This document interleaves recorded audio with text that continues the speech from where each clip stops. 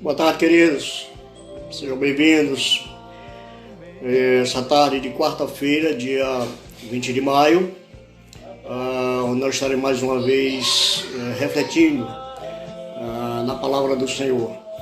Eu estava aqui ouvindo o Grupo Logos, que acompanhou a minha adolescência, boa parte da minha juventude, minha vida adulta.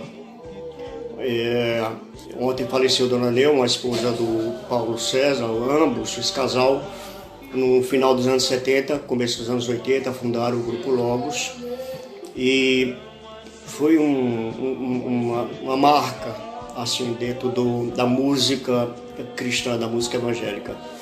Era uma época em que as músicas evangélicas eram muito mais espirituais e menos comerciais.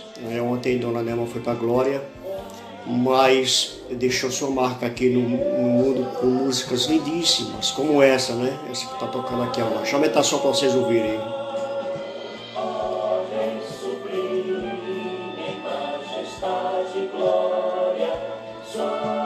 Isso faz parte de uma coletânea que eles fizeram, né?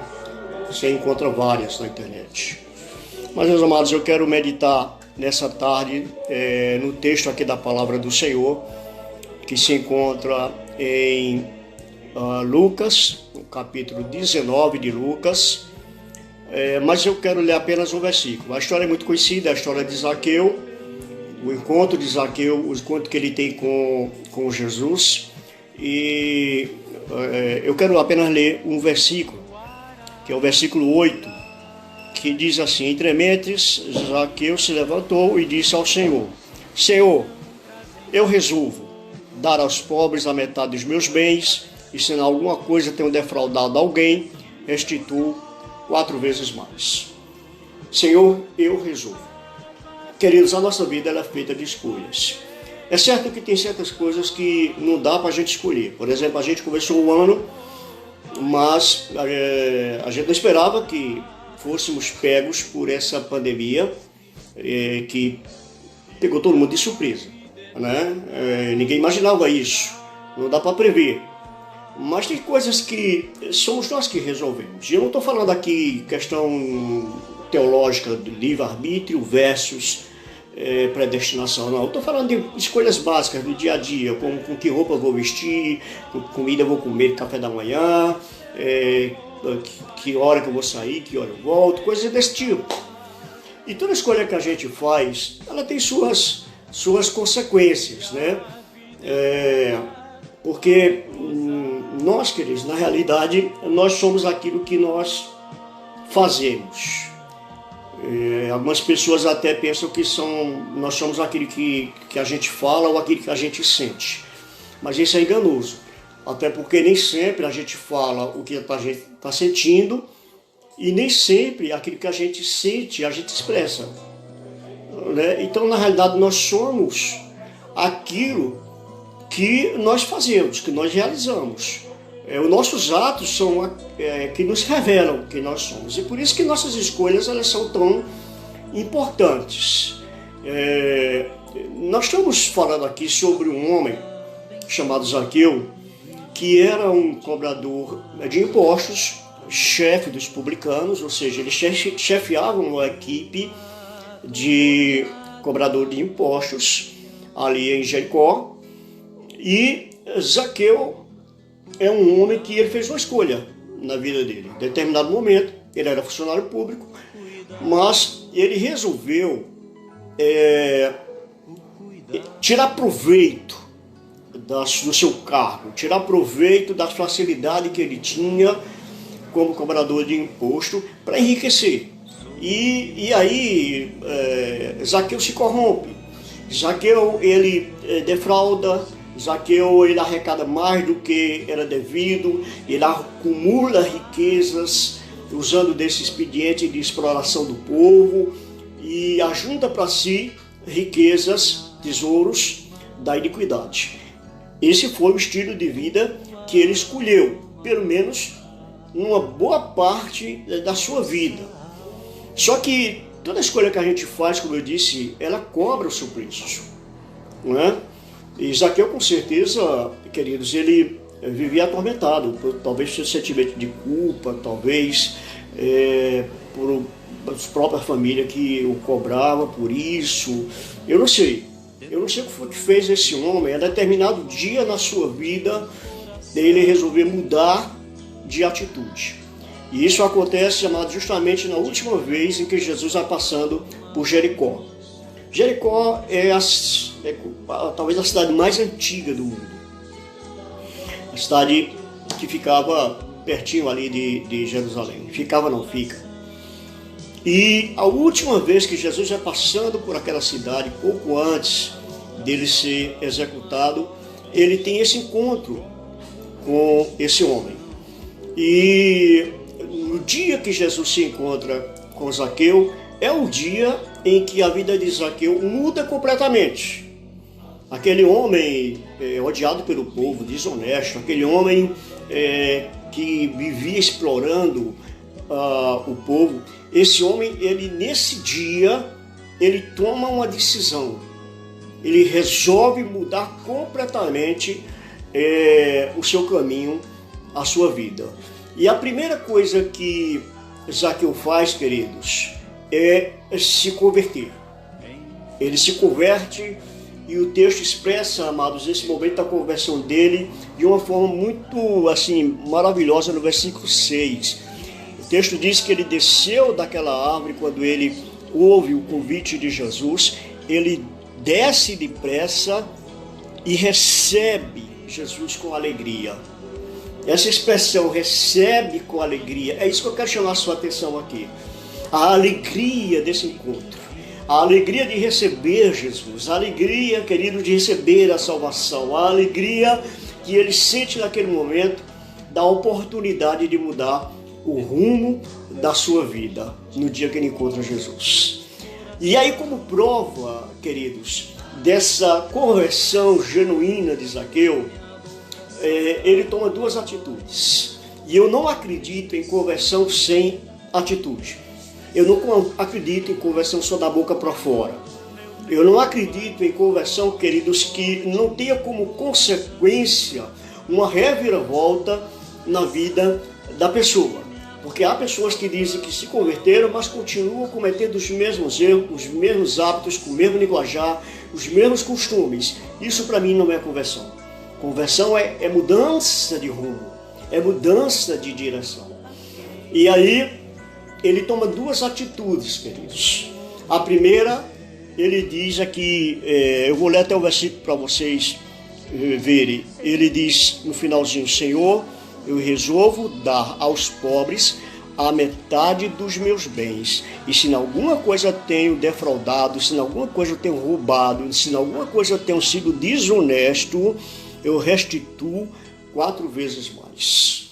Ou seja, ele resolve, queridos, primeiro, ser generoso.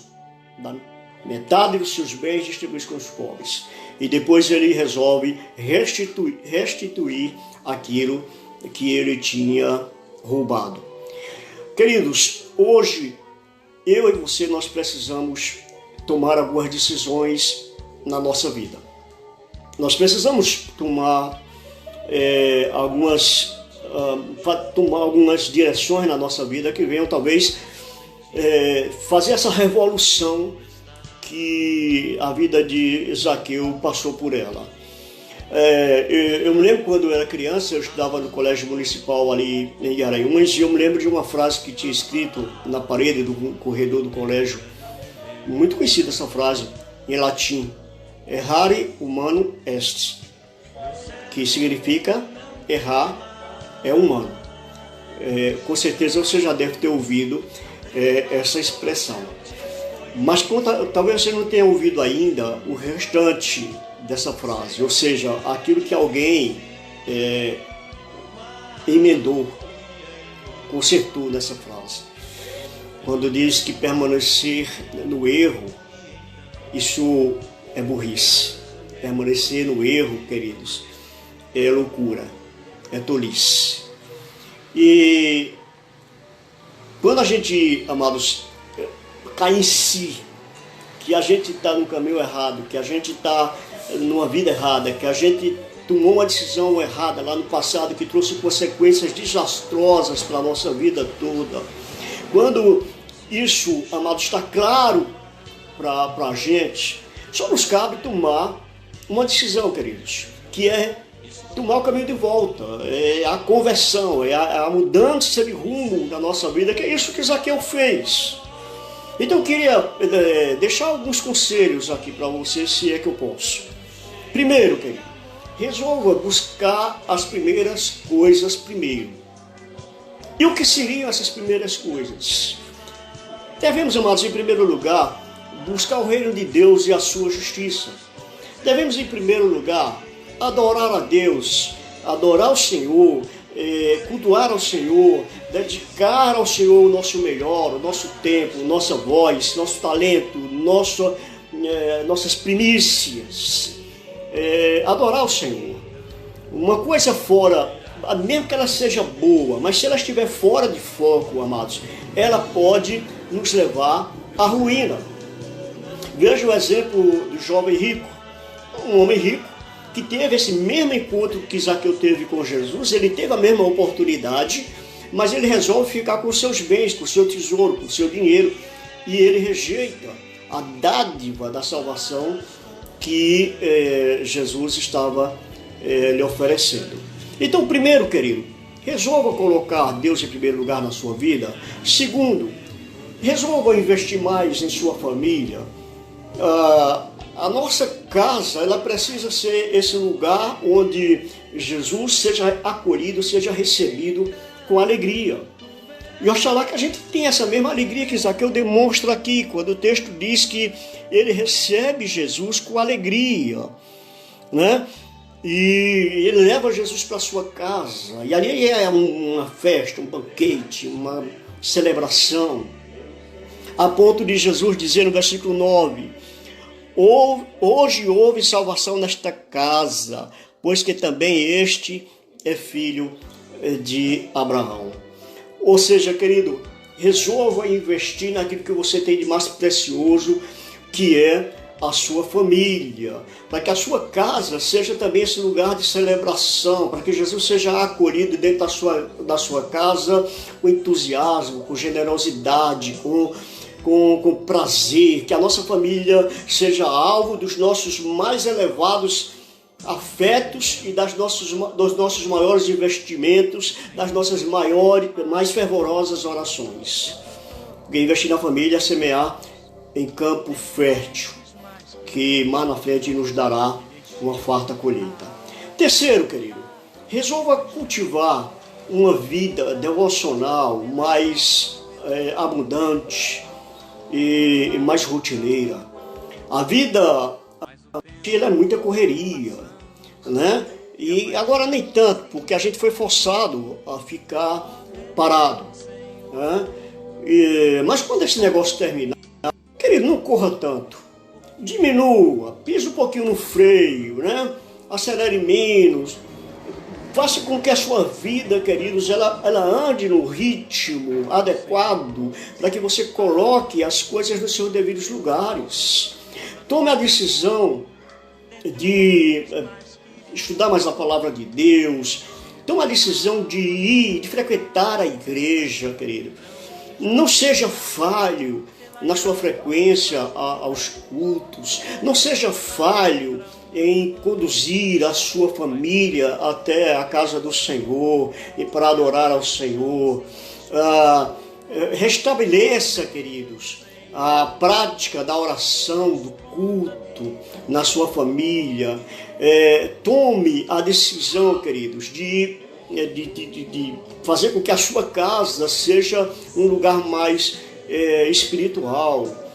Porque quando nós nos fortalecemos espiritualmente, amados, fica muito mais fácil da gente enfrentar as turbulências, as batalhas espirituais que muitas vezes nos pegam de surpresa no meio do caminho, como nós somos pegos esse ano.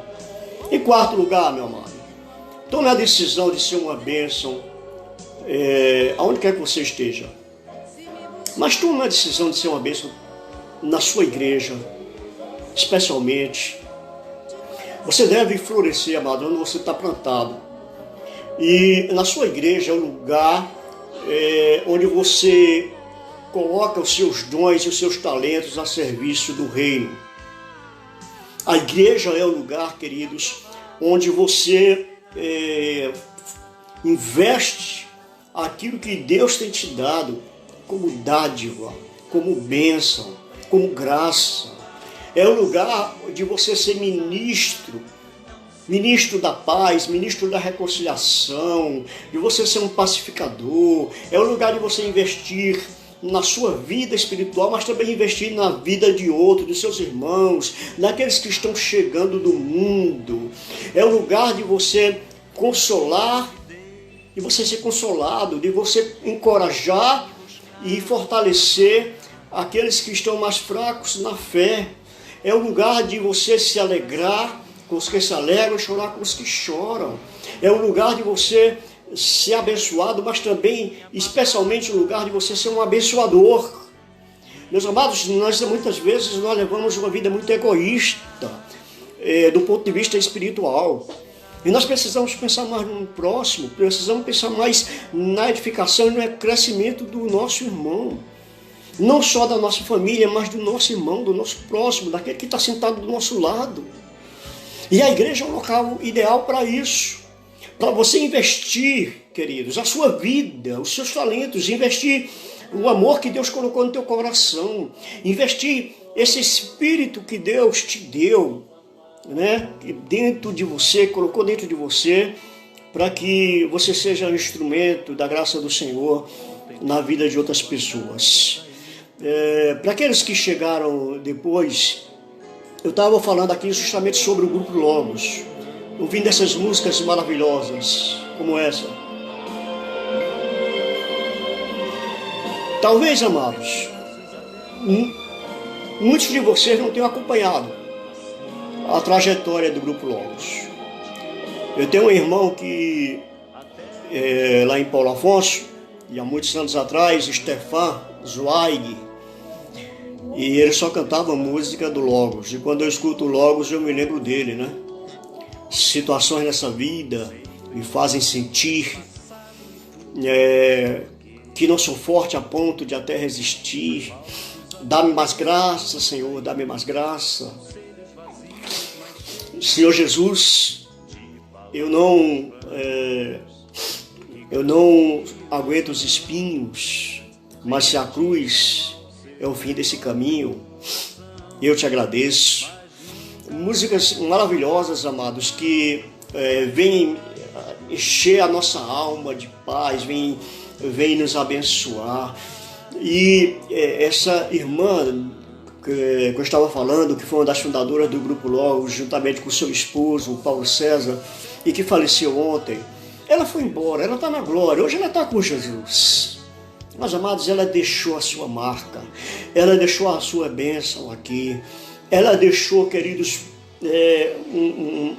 um rastro por onde ela passou, de tantas músicas lindas. A sua vida foi dedicada a isso, a louvar ao Senhor, a agradecer ao Senhor, exaltar o nome do Senhor. E quantas pessoas não foram edificadas através desses louvores maravilhosos, né? Eu mesmo, queridos, quantas vezes eu passei por momentos difíceis na minha vida e eu colocava essas músicas e começava a ouvir, e a me quebrantar, e a orar, e me derramar na presença de Deus, ouvindo as músicas do Logos.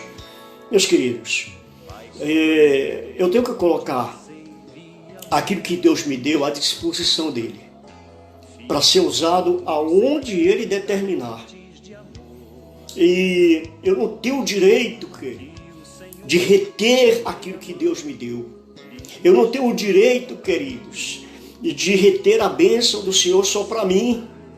Enquanto tem pessoas ao meu redor precisando de uma palavra, precisando de uma oração, precisando de um conselho, precisando de um abraço, precisando simplesmente, queridos, muitas vezes de uma paz do Senhor. E muitas vezes nós nos negamos, amados, de ser bênção dentro da nossa igreja.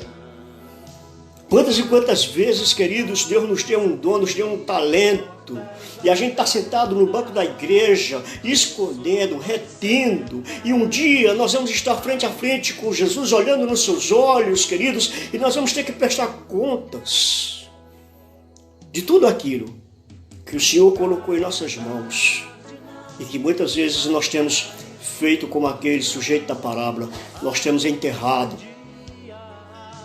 e no final seremos severamente repreendidos pelo Senhor, chamados de servos inúteis. Querido, eu não quero isso para mim, eu não quero isso para você.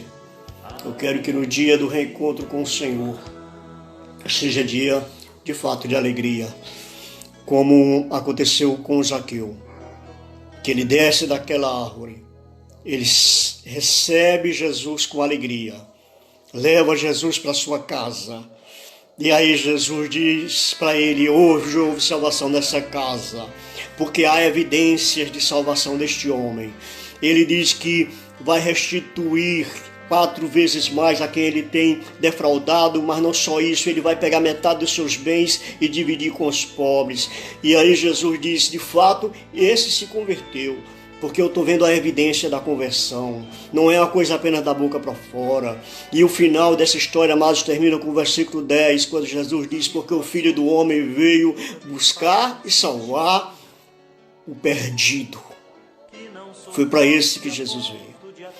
Meu querido, minha amada, que o Senhor nessa tarde possa estar abençoando sua vida, e que você possa estar abrindo seu coração e analisando o que precisa ser mudado. E que você possa estar tomando a decisão que você precisa tomar, seja ela qual for, para que o rumo da sua vida possa ser mudado. E aí a sua vida possa de fato ter sentido, passe a ter sentido, como a vida de Zaqueu passou a ter a partir daquele encontro. Na última oportunidade que ele teve, a última vez que Jesus ia passando por Jericó, Zaqueu agarrou essa oportunidade. Que bênção. Que Deus te abençoe, querido, nessa tarde. Vamos orar ao Senhor. Eu quero louvar a Deus pela vida dos irmãos que estão comigo. Giovana, Fred, meu sobrinho Bruno, pastor Benivan, pastor Manuel Lopes. Que Deus te abençoe, queridos. Um abraço, meu amado pastor Benivan, Aldenice, Maura, Lourdes. O Senhor esteja abençoando a vida de vocês, amados. Vamos orar juntos. Feche seus olhos. Pai querido, Pai santo, que Deus tu esteja abençoando, Senhor, e desde o teu alto trono da graça, Senhor Deus, a vida desse amado, a vida dessa amada irmã, que tu esteja estendendo tua mão, Senhor, e ministrando a paz do céu na vida de cada um deles, Senhor Deus. Que tu esteja, Senhor Deus, fazendo sossegar o coração aflito nessa tarde, Pai. Senhor, e que tu esteja conscientizando cada um de nós, para que nós possamos, Pai, tomar as decisões que nós precisamos tomar, que são necessárias, que são urgentes, Senhor Deus. Para que haja, Senhor Deus, uma mudança no contexto da nossa vida, da nossa família, Senhor Deus. Para que nós possamos investir mais, Senhor Deus, nas coisas que são prioritárias, nas coisas que de fato têm valor. Senhor, que a gente pare, Deus, com tanta correria, com tanto estresse, com tanta coisa, Senhor Deus, que preenche o nosso tempo e a nossa vida, mas que deixa o nosso coração muitas vezes vazio, Senhor, e possamos investir naquilo que de fato, Senhor Deus, vale a pena, que é eterno, naquilo que a gente vai levar para a glória. Deus, eu te peço isso em nome de Jesus, teu Filho amado. Amém, Senhor. Amém, querido. Meus amados, daqui a pouco eu vou estar editando essa reflexão e vou estar publicando no YouTube, tá? Então, se você que entrou, já tinha começado, quiser ouvir na íntegra, quiser repartir, compartilhar, daqui a pouquinho eu vou estar postando no YouTube, tá? Na página da Igreja Presbiteriana de Canhotinho, ipb.canhotinho. Aproveita, vai lá, se você ainda não se inscreveu, e se inscreva na nossa página. Receba a bênção do Senhor. Que a graça do nosso bom e amado Deus, nosso Pai, e o amor do seu Filho Jesus Cristo, nosso Senhor, nosso Salvador eterno, que a comunhão, as consolações e o poder do Espírito Santo de Deus seja sobre esta vida, sobre esta família, sobre esta casa, agora e para todos sempre. Amém e amém. Um beijo no coração, que o Senhor te abençoe e até amanhã, se o Senhor assim nos permitir. Um abraço.